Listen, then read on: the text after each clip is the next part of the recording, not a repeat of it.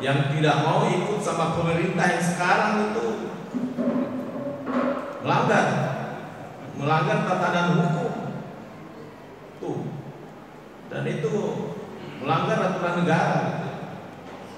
Sebenarnya logika pikirnya seperti itu. Bagi kita yang mengikuti Nabi Muhammad SAW, Nabi yang terakhir, itulah yang tepat. Tidak usah neko-neko lagi. Bapak Ibu sekalian, jamaah subuh terlalu banyak sering melaksanakan khutbah Jumat. Saya sampaikan yang ringan-ringan tapi berat. Begini ya, saya akhir 2018 sempat mengikuti sebuah conference internasional di San Diego ya, Amerika. Sebuah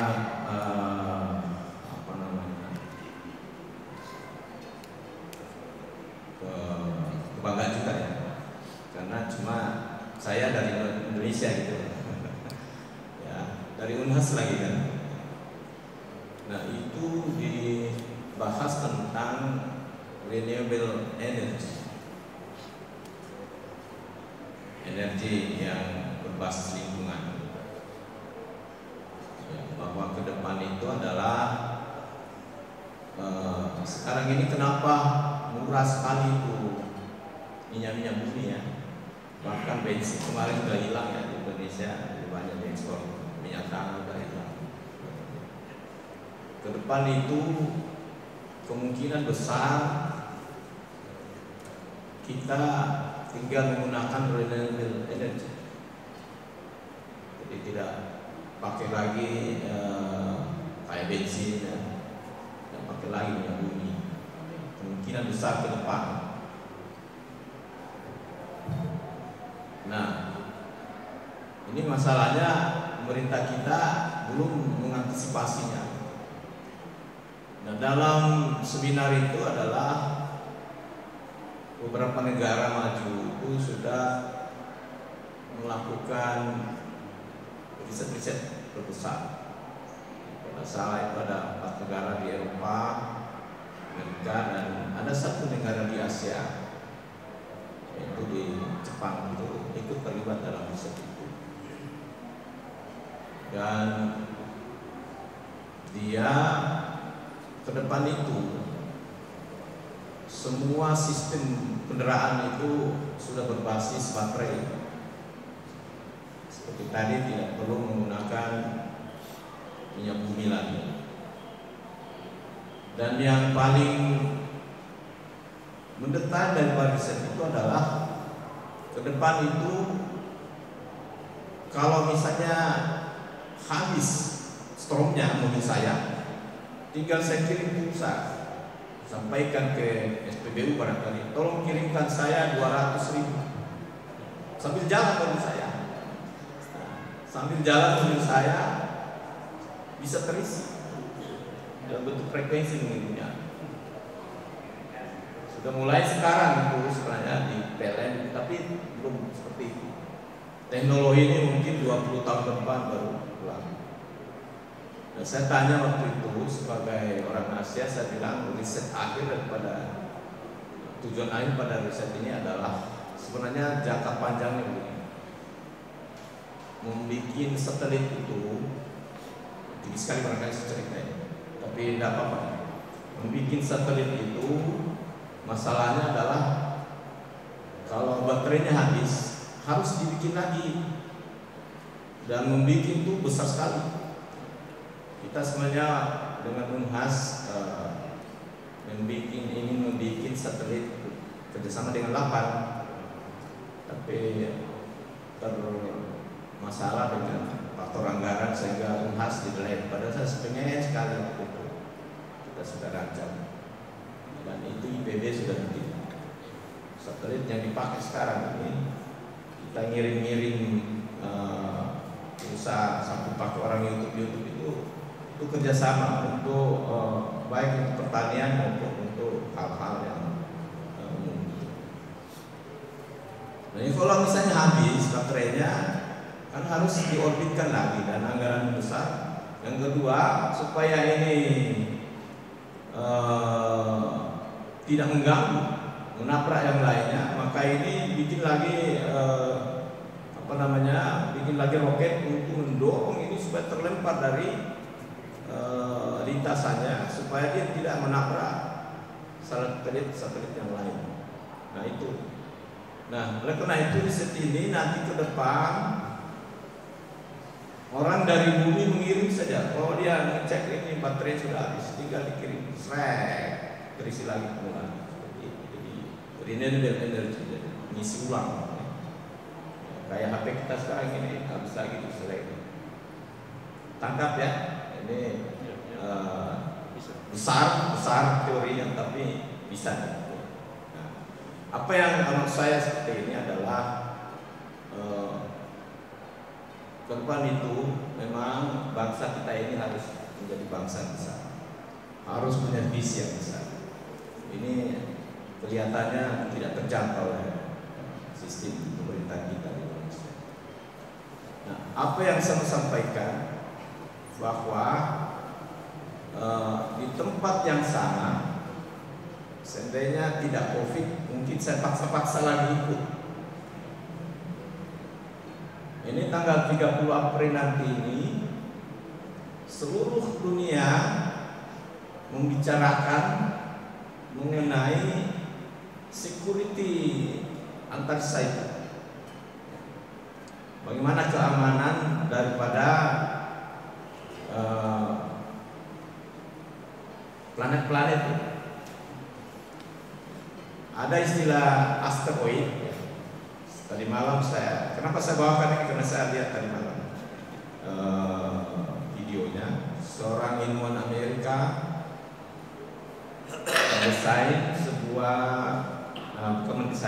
merancang secara software. Dia perkirakan bahwa ada 6 asteroid itu saat ini sudah mendekati lintasan bumi. Nah, ini masalah. Nah, itu nanti sangat mungkin konsen nanti ke sana. Bagaimana membicarakan itu? Ya, saya pengen sekali ikut sebenarnya. Cuma memang biasanya kita orang perguruan tinggi kalau tidak membawakan makalah tidak dibiayai. Harus menulis makalah dan terlibat juga di dalamnya, melakukan presentasi dan sebagainya. Tapi itu masih bisa saja proses. Tapi memang harus ngomong, harus ngomong. Tapi tidak apa-apa. Pertemuan yang penting dihadiri oleh orang-orang yang sedikit. Itu berarti kita masuk orang yang penting. Nah, salah seorang daripada ahli orang Amerika itu pernah memoto ini. Dia naik ke bulan, orbitkan satelit, dia foto. Dia bilang ini sudah hampir mendekati orbit bumi. Dia sudah bisa hitung-hitung. Kalau ini mendekati orbit bumi, karena asteroid itu sebenarnya batu-batu pecahan itu. Pecahan batu-batu di luar angkasa sana, kalau batu tabrakan pecah. Ya, kira-kira panjangnya sekitar 1 sampai 60 mil. 1 mil 1,6 kilo. Kira-kira 100 kilo lah. Besarnya. Nah, diperkirakan sudah hampir memasuki lintasan bumi. Kalau itu bisa terjadi, maka dia akan jatuh ke bumi ini dan diperkirakan akan jatuh antara Eropa dan Amerika. Ya. Ketahui kan? Diperkirakan akan jatuh antara Eropa dan Amerika. Ini mereka sudah stres. Ini terus terang seandainya tidak COVID, saya lupa ke sana biar saya ukur sendiri. Cuma doina kurang. Saya senang sekali mengikuti kegiatan-kegiatan seperti ini. Nah, secara struktur kebumian kita beruntung. Mungkin ini sebabnya banyak Islam di Indonesia ya. Mungkin ini sebabnya Tuhan menurunkan Islam, orang Islam banyak di Indonesia. Karena dia berada di daerah Khatulistiwa, salatnya enak gitu ya. Enak salatnya teratur gitu sepanjang masa. Coba kita tinggal di Eropa sana, waduh setengah mati. Bapak-bapak ini saya kira sebagian besar sekolah di luar negeri. Nah, itu kalau ada sampah-sampah buang angkasa jatuh ke bumi, jarang itu jatuh ke daerah tropis, daerah khatulistiwa, tidak pernah. Hampir terputus sekali, tidak ada masalah. Kalau besar-besar itu jatuh, selalu kalau dia di kutub utara, kutub selatan, karena ketara itu ya. Ada interaksi kutub bumi. Kalau tidak jatuh ke utara ke selatan, Indonesia dilewati. Syukur ya. Nah, mungkin karena sholatnya tiap hari. Iya. Nah, ini diperkirakan akan jatuh di antara Amerika dan Eropa. Kalau ini jatuh, Bapak Ibu sekalian, diperkirakan energinya itu sama dengan 50 kali energi nuklir. Dulu satu energi nuklir di bom nuklir jatuhkan di Hiroshima Nagasaki, bukan main kerugian sampai sekarang tenang.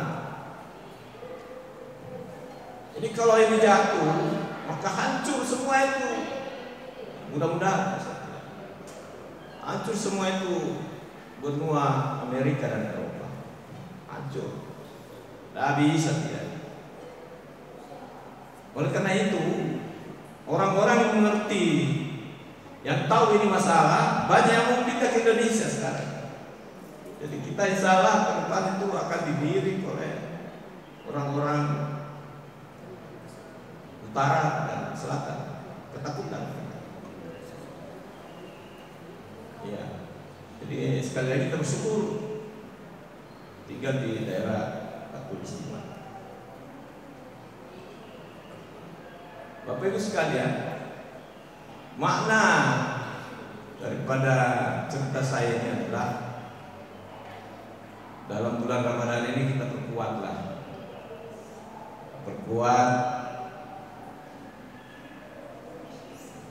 yang bisa tarawih di masjid silakan, tarawih di rumah silakan. Saya kalau bulan puasa suka tarawih di rumah. Jadi saya lebih tenang. Saya nggak atur waktu. Saya mau baca yang panjang, pendek, mau menangis di hadapan Tuhan. Itu bagusnya kalau kita sholat sendiri, sholat tarawih misalnya sendiri. Nah, cerita yang kedua adalah kemarin awal Januari anak-anak kami membuat sebuah seminar nasional fisika, mengundanglah ahli-ahli astronomi, dan itu disampaikan bahwa bintang-bintang itu sebenarnya juga berpasang-pasangan. Jadi kita tahu itu bintang itu kan sumber cahaya. Matahari juga bintang, sumber cahaya. Dan kita tahu dari diskusi itu bahwa bintang matahari itu bukan bintang yang terbesar, masih banyak yang lebih besar dari matahari, masih banyak. Cuma karena jauhnya tidak bisa nampak orang di bumi, tapi mungkin planet lain bisa lihat. Orang di bumi itu hanya tahunya matahari satu. Masih banyak matahari lain yang jauh lebih besar dibanding matahari yang kita lihat di bumi ini. Dan bintang-bintang itu punya keluarga juga. Saya tanya kenapa tahu itu keluarganya? Iya, dari edarnya berpasang-pasangan juga. Luar biasa Tuhan. Jadi para bintang itu juga memiliki pasangan-pasangan dan dia beredar pada orbitnya. Saya kira Allah sudah menyampaikan.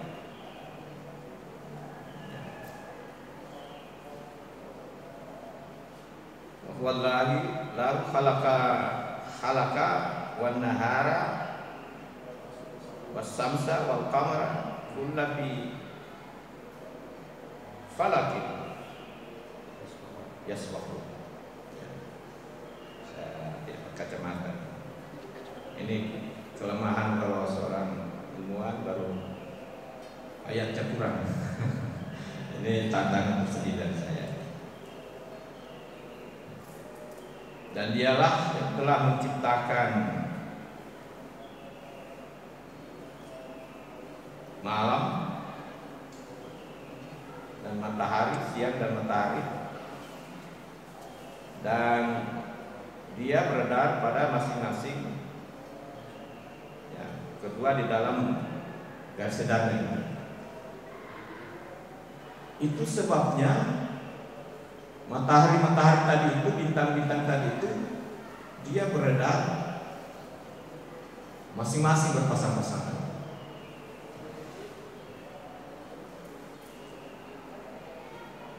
Bulan juga seperti itu, beredar mengelilingi matahari.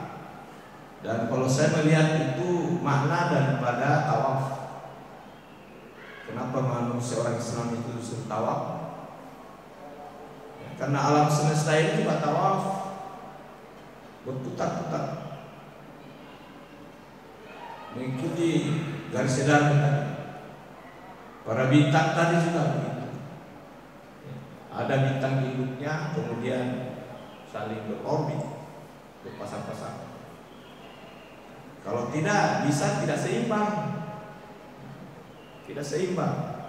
Kalau tidak seimbang, gampang bertabrakan. Kalau dia tabrakan, bisa jatuh ke bumi, misalnya kiamatlah dunia ini kan. Seperti itu. Oleh karena itu, ya ini namanya mengawali diskusi. Bapak Ibu sekalian, perkuatlah keimanan kita kepada Allah Subhanahu wa taala. Dalam bulan puasa Ramadan ini jangan begitu selesai sholat langsung selesai juga. Itu doa itu penting. Bagi yang punya anak,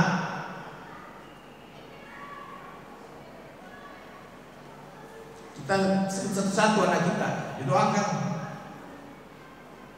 Bagi punya orang tua disebut, baik yang sudah meninggal maupun apalagi yang masih hidup. Kita yang bisa satu-satunya bisa kita hubungan kita dengan Allah Subhanahu wa taala. Kalau ada kesalahan anak kita, mengadu ke Allah.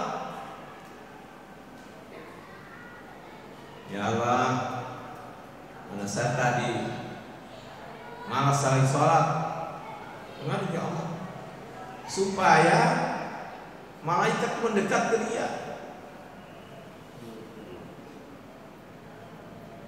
Masukkan ke dalam ruhnya. Insya Allah sadar. Ini penting.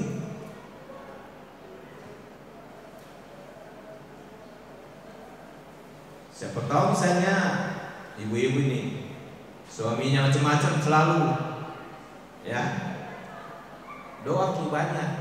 Jangan-jangan kita kurang doa, suami kita begitu. Misalnya, bapak-bapak juga itu penting doa. Kalau secara pribadi itu saya pakai, tidak ada itu. Ini misalnya kalau kita melakukan itu secara rutin, misalnya keluarga kita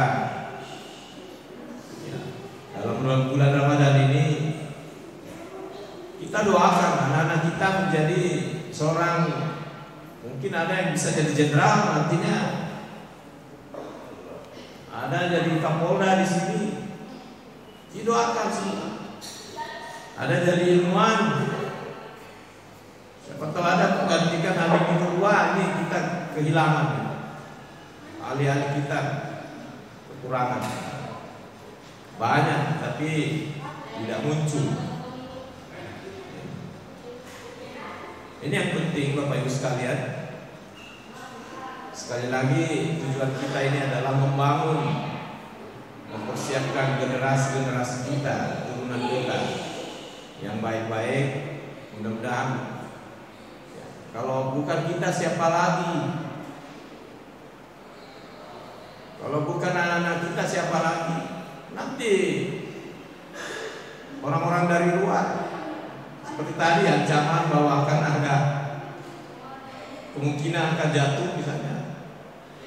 Hanya mereka datang ke sini dan bisa menjadi warga negara di sini dan dia bisa memerintah. Seperti itu. Ini perlunya kita ketahanan, peningkatan sumber daya manusia seperti itu. Jadi kita melatih anak-anak kita itu anak-anak yang memiliki daya juang yang tinggi, anak-anak yang memiliki cita-cita yang besar. Jangan takut anak kita bercita-cita besar, jangan. Jangan dibilangnya borong kau, tidak. Kasih dia kesempatan bercita-cita yang besar.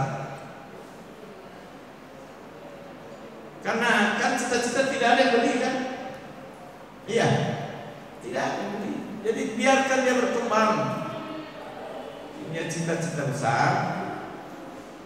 Tinggal kita upayakan mendorong mereka mengejar cita-citanya. Misalnya jadi manusia. Ya, saya kira pengantar saya kali ini cukup. Mohon maaf jika ada hal-hal yang kurang berkenan, dan jika ada informasi yang baik dari saya itu semua datang dari Allah Subhanahu Wa Taala. Dan jika ada hal-hal yang kurang berkenan, itu berarti kesalahan kami sendiri. Billahi fi sabilillah, Assalamualaikum warahmatullahi wabarakatuh.